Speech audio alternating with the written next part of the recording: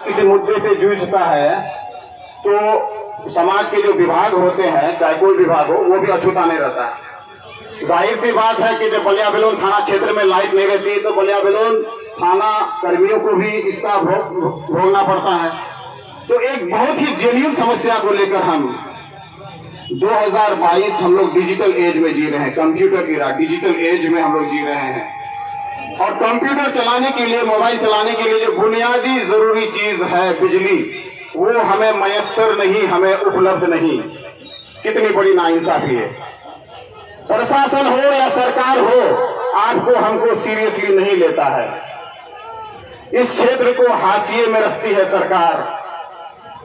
वजह यह है कि हम अपनी समस्याओं को लेकर, हम अपने मुद्दों को लेकर, परेशानियों को लेकर संगठित होकर आवाज नहीं उठाते हैं। हम अपने लोकतांत्रिक अधिकारों का इस्तेमाल नहीं करते हैं।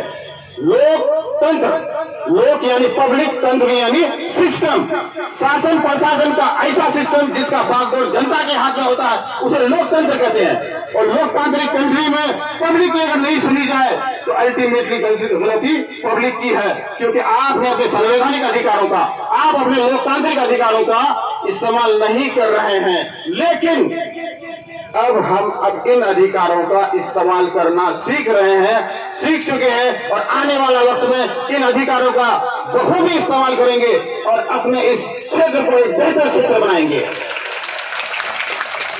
देखिए, हम सब पैदा न हमेशा से हम लोग थे, न हमेशा रहेंगे, न हमेशा से थे यहाँ, न हमेशा रहेंगे। लेकिन जितनी मुद्दत के लिए हम यहाँ हैं, उस मुद्दत का सही इस्तेमाल करके अपनी आने वाली नस्ल को हम लोग दे के जाएं। गांधी जी ने बड़ी कुर्बानियां दिया। गांधी जी अब नहीं है हमारे बीच, लेकिन उनका नाम हमारे बीच हमेशा हमेशा के लिए अमर हो जाए। क्यों? कुर्बानियों की वजह से। हमारा देश, हमारे देश की जनता एहसान फरामोश नहीं है। राष्ट्र, कृतज्ञ राष्ट्र अभी भी उनको एक भगवान स्वरूप मानता है। क्यों? बापू के एहसानात बहुत हैं, और बापू ने हमें सिखाया है कि सत्याग्रह और आंदोलन के जरिए एक ऐसी सशक्त सत्ता जिसका सूरज ग्रुप नहीं होता था कभी, उसे भागने पर मजबूर होना पड़ा। क्या हथियार था उनका? सत्य और अहिंसा ही हथियार है। और बापू हमारे देश के आइडियल हैं। हम सत्याग्रह करेंगे और सत्य और अहिंसा के साथ अपने हकों, अपने जायज मांगों को सरकार से मनवाएंगे। क्या वजह है कि 12 पंचायत की जरूरतों को मद्देनजर रखते हुए, 12 पंचायत की और आसपास के क्षेत्र की बिजली जरूरत को मद्देनजर रखते हुए ये बलिया बेलोन PSS जो विजयपुर में स्थित है, इसका निर्माण 2 साल पहले शुरू हुआ। और गौर करें तो 5 से 10% काम भी नहीं हुआ। अगर हम लोग इसको एज इट इज छोड़ दें तो न जाने और कितने साल लग जाएंगे। हो सकता है अगले विधानसभा चुनाव में यह भी मुद्दा बन जाएगा। बोल के लब आजाद है तेरे, सच बोलने में झिझक मत कीजिए। चाहे कोई सुने, विधायक हो, सांसद हो, मुख्यमंत्री हो, वो हमारा प्रतिनिधि है, वो हमारा प्रतिनिधि है, वो हमें रिप्रेजेंट करता है। विधायक हमें रिप्रेजेंट करेगा कहां? विधानसभा में। सांसद हमें रिप्रेजेंट कहां करेगा? लोकसभा में। और मुख्यमंत्री जो हमारे चुने हुए प्रतिनिधियों के चुने हुए होते हैं, वो हमारे लिए अगर काम नहीं करेंगे तो हम उनकी भी निंदा करेंगे। माननीय मुख्यमंत्री से शुरू करता हूं कि आप बिहार के मुख्यमंत्री हैं, कदवा को छोड़ के नहीं, कदवा को जोड़ के। अगर कदवा में जदयू के अगर विधायक नहीं है तो ऐसा नहीं कि कदवा की जिम्मेदारी आपसे बड़ी है। आप मुख्यमंत्री हैं कदवा समेत, कदवा को छोड़ के नहीं, तो कदवा की समस्याएं पर ध्यान देना आपका फर्ज है। उसी तरह से हम ये मौजूदगी में हर तरह के लोग हैं, लेकिन सामाजिक मुद्दे को आगे रखकर, दल के दल से ऊपर उठकर और समाज के और सामाजिक मुद्दे को, समस्या को समझते हुए सारे दल के लोग यहाँ मौजूद हैं। सब आए हैं लेकिन अपना लेबल, चोगा, पहचान को उतार कर। उनका भी यही कहना है कि समाज हमारे लिए पहले है और सामाजिक समस्या का समाधान ये अहमियत है, ये प्रायोरिटी है हमारी। तो माननीय मुख्यमंत्री नीतीश जी से ये कहना चाहूंगा मीडिया के माध्यम से कि आप कदवा समेत मुख्यमंत्री है, कदवा को छोड़ के मुख्यमंत्री नहीं है। आप जो कहते हैं कि बिहार में बहार बा, नीतीश बाबू की सरकार बा, हर घर में बिजली बा, तो हमारे कदवा में भी आके देखिए, पंखा पर अगर मच्छर बैठा रहता है तो वोल्टेज इतना लो हो रहता है कि मच्छर भी नहीं उड़ता है, मच्छर भी मजाक उड़ा रहा है, हाय रे बिजली वहां रे बिजली। बल्ब अगर जल भी रहा होता है तो सोच रहे कि एक एडिशनल लालटेन को भी जलाने थोड़ी सी रोशनी बढ़ जाए तो जो है बच्चे पढ़ाई कर लें। उसी तरह से हमारे सांसद महोदय जब वो जीते थे तो लोगों को काफी उम्मीदें थी कि चलो ये जो है परदेसी बाबू तो चले गए, जहानाबाद से आए थे और वापस बुढ़िया बिस्तर समेट के चले गए। लोगों ने बहुत मौका दिया, बहुत अपनाया। बयान उनका है सालमारी आरडीएस कॉलेज में कि मैंने अपना राजनीतिक जीवन कटिहार से शुरू किया है और कटिहार हारो या जीतू कटिहार से ही लड़ूंगा। हाय रे, आप क्या कहीं और लायक है कि कटिहार के अलावा कहीं और से जीत के दिखा दे?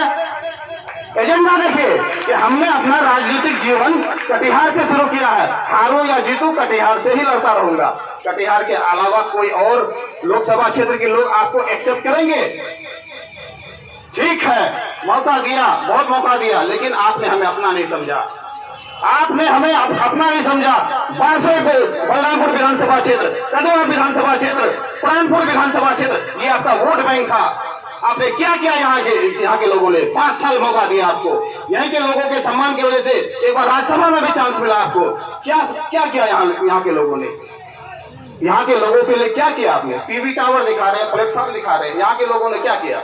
और वो यूजलेस हो गया, आउटडेटेड हो गया, जो आप कारकर्दगी में शुमार करते हैं। तो इनको हटा करके धरती पुत्र और माटी पुत्र दुलाल चंद्र गोस्वामी को मौका दिया। आप रूलिंग पार्टी से हैं, ऊर्जा मंत्री को फोन नहीं कर सकते हैं? वो तो 6-7 विधायक के बराबर वजन रखते हैं दुलाल चंद्र गोस्वामी, कोई भी काम नजर ही नहीं आ रहा है। हमने कहा कि ये धरती पुत्र है, माटी पुत्र है, हमारे साथ लुंगी पहन करके बैठते हैं, सुरजापुरी भाषा बोलते हैं, अब तो चमक जाएगा कटिहार लोकसभा क्षेत्र। लेकिन ढाक के दिन बाद आसमान से टपका, खजूर पे अटका।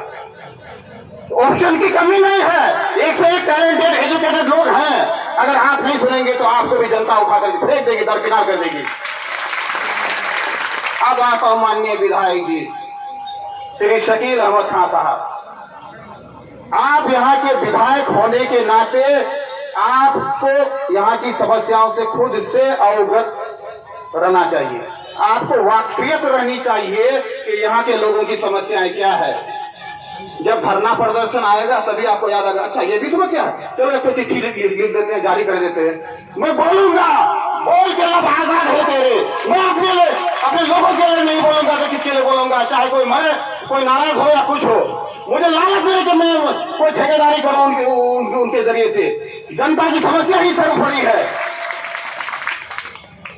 जब जनता की अदालत सस्ती है तो यहाँ बड़े से बड़े पदाधिकारी, आईएएस ऑफिसर हो या आईपीएस ऑफिसर हो, वो भी कटघरे में खड़े रहते हैं। ये तो लोकतंत्र का कोई मायने नहीं रखता है। तो जब जनता आंदोलन खड़ा करे तभी आपको ये समस्याएं नजर आती है, तभी आप चिट्ठी। और पहले से क्या साबित होता है? इस मिट्टी से सही हमदर्दी नहीं है आपको, और इस मिट्टी की बदकिस्मती रही है कि ये अपने बेटे, अपने भाई, यहाँ की पैदावार को लायक ही नहीं समझते हैं। लेकिन नहीं है ना उम्मीद इकबाल अपने किश्ते वीरा से, नहीं है ना उम्मीद इकबाल अपने किश्ते वीरा से। जरा नम हो तो ये मिट्टी भी जरखे से साथी। जिंदाबाद जिंदाबाद जिंदाबाद जिंदाबाद जिंदाबाद जिंदाबाद। हम एक हैं, हम एक हैं।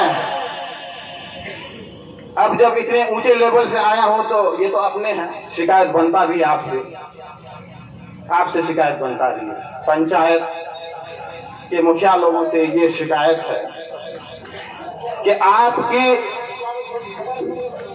बिल्कुल जब तक अपनी कोताहियों को उजागर नहीं करेंगे तो कोताही वो दूर नहीं होगी। सब हाँ, गंदगी को ढक करके अगर उस पर गुलाब का फूल बिछा दे तो फिर कभी न कभी बदबू मार देगा। बोल के लब आजाद है तेरी। 70%, 80%।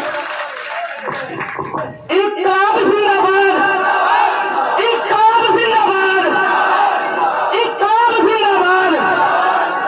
आज इफ्तिखार साहब की बातों को सुन के मुझे आशुतोष राणा का एक शेर याद आ गया कि दरिया अब तेरी खैर नहीं, दरिया अब तेरी खैर नहीं, बूंदों ने बगावत कर ली है। दरिया अब तेरी खैर नहीं, बूंदों ने बगावत कर ली है। नादान समझ बुझदिल इनको लहरों ने बगावत कर ली है।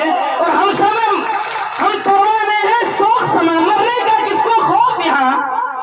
हम परवाने हैं शौक समा, मरने का किसको खौफ यहाँ।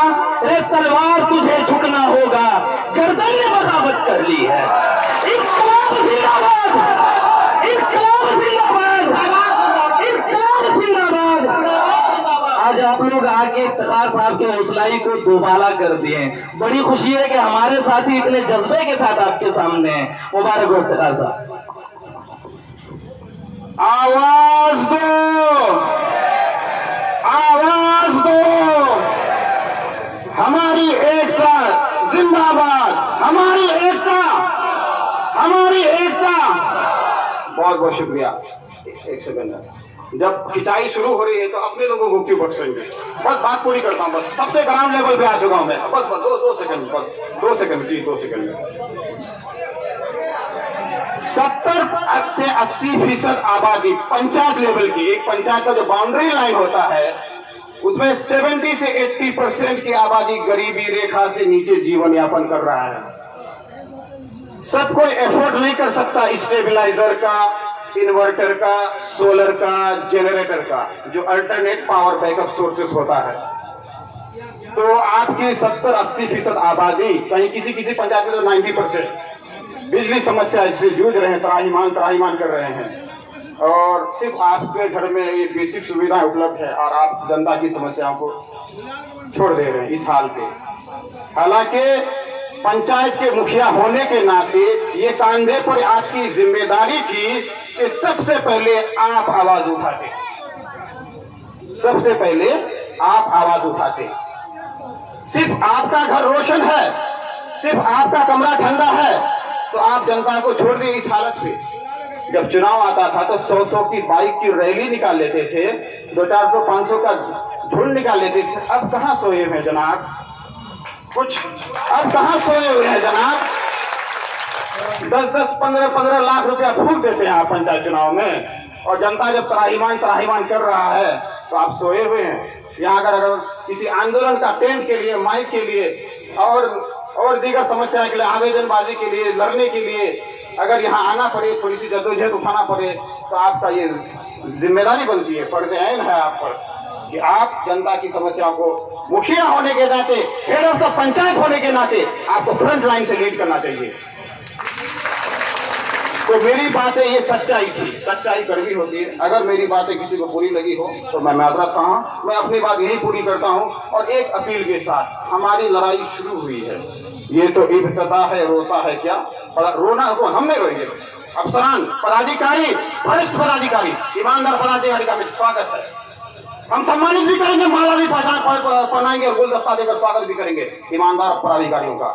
रोएगा कौन? भ्रष्टाचारी, भ्रष्ट पदाधिकारी और हमारे जो जनप्रतिनिधि जो हम पर ध्यान नहीं दे रहे हैं। ये तो इब्तिदा है, रोता है क्या, आगे आगे देख होता है क्या। हम अगर इसी तरह से संगठित होकर, आज अगर यहाँ 1000 लोग हैं तो आने वाले आंदोलन में 2000 होंगे, क्योंकि तरक्की, परिवर्तन संसार का नियम है। हम अगली लड़ाई बहुत जल्दी, बहुत जोर शोर से बलिया बेलोन प्रखंड को बनाने के लिए लड़ेंगे। बलिया बेलोन प्रखंड हमारा हक है, हम लेके रहेंगे इसको। सालमारी टू कुरुम चौड़ीकरण के लिए हम लड़ेंगे। समस्याएं बहुत है, हल एक है, हल है आपके पास। संगठित होकर संघर्ष करेंगे। मैं अपने वक्त की किल्लत की वजह से मैं अपनी बात को विराम देता हूं। इनकलाब जिंदाबाद, हमारी एकता जिंदाबाद।